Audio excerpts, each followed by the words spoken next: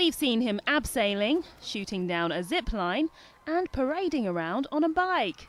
It's been hard to ignore the promotion for Hugh Jackman's latest film, but was it all worth it? X-Men Origins Wolverine, as the name suggests, takes us back to the sideburn-loving hero's early years. As well as reprising his role, Hugh also worked as a producer and picked out some of his co-stars, admitting he was more enthusiastic on this, the fourth instalment, than he'd been on any of the others.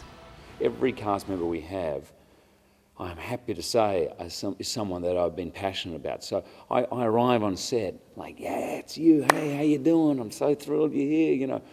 It's a very different feeling, and I think because of that, playing the role as well, the moments between action and cut have probably been more enjoyable on this than any of the other X-Men films.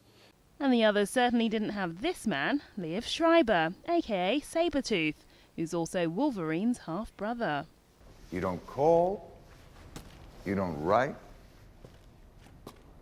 How else am I supposed to get your attention? Notice the lack of metal in those knuckles.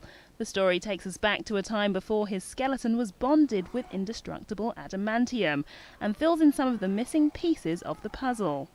One thing we found out in X-Men 2 was that he volunteered to be experimented on. He volunteered for this, and in this movie you're going to find out why. It's a shame Halle Berry and some of the others from the old gang didn't make it.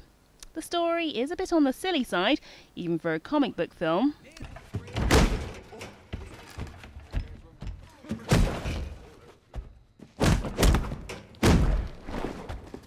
It's sort of a little bit like one of those great 70s action movies, you know, Dirty Harry. Think Dirty Harry, think Mad Max. This character has this myopic vision just to absolutely wreak havoc and revenge on anyone and everybody who's done bad things to him. If you say so. It's sibling rivalry, with a couple of deaths and a few wars thrown in for good measure. You can see where the money's been spent though. 10 out of 10 for effects.